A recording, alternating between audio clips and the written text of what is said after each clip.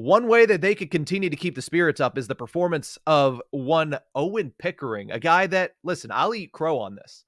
At the start of the season, several people had asked, whether it be on the live streams, whether it be on our social channels at Ice-Burgh Podcast, hey, do you think Owen Pickering is close to NHL ready? Are we going to see him this year? And I said, it doesn't feel like what we saw in preseason that he's NHL ready. Match that with the fact that he had never played professionally. You thought, okay, maybe this 20-year-old's still a little further off. He's been impressive through 8 games played of his NHL career. And now, as of this Saturday, he's been promoted to the Penguins' top defense pairing alongside Kris Letang. Grzelcyk needed to be moved down. And I think that kind of expedited this process of putting Owen Pickering in this spot. We talked last week about 2 roster moves the Penguins needed to make. Matt Nieto needed to come out of the lineup, which he was taken out of the lineup immediately after.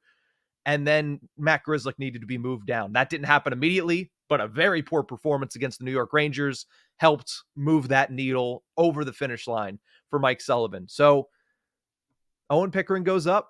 Him and Letang combined for a very impressive performance against the Toronto Maple Leafs. 14 minutes of 5-on-5 ice time for that pairing. 7-3 was the shots on goal advantage in favor of the Penguins. 74% of the expected goals for. Scoring chances were 8-5 in favor of the Penguins, and goals were 1-0 in favor of the Penguins. Owen Pickering finished Saturday with a career high 18 minutes and 21 seconds of ice time. Horwat, what were your thoughts on the Penguins going with the rookie up at the top of the lineup?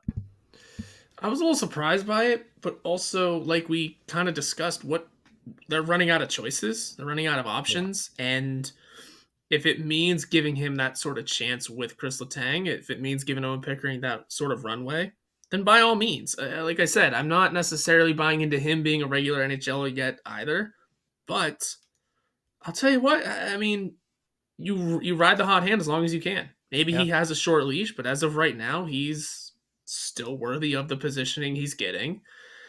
And in a 1-game sample size, but still in any sort of role, in any sort of situation, playing on the top line and performing well, 18 minutes, that's impressive stuff, especially for, like we said, I think he's 20. Mm-hmm. Especially for a defenseman, faster than expected, but for the time being, you ride that hot hand until he can no longer cut it. I mean, maybe this is another P.O. Joseph situation, but the thing about that is we really liked what P.O. Joseph brought to the table for most of his tenure here.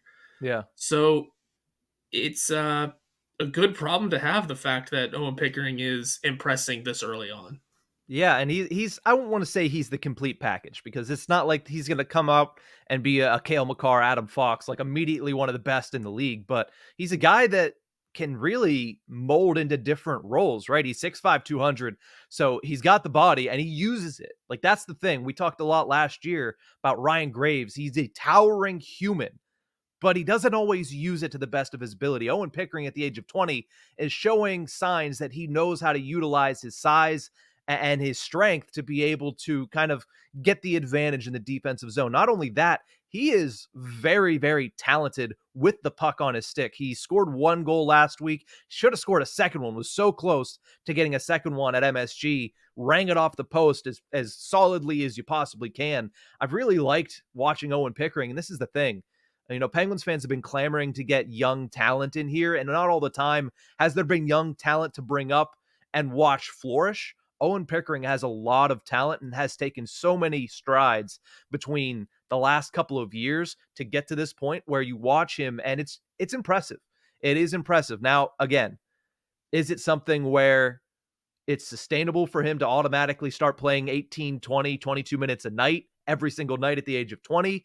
That worries me a little bit, but listen, until proven wrong, like you said, ride the hot hand, because this kid hasn't been making those rookie errors all that often. And if he's going to continue to play the way that he's playing, shoot, let him go. Because right now, Kris Letang, listen, he had a really good game. He's been playing better over the last couple of weeks, but the last couple of seasons, since Brian Dumoulin left, he hasn't had a consistent defense partner.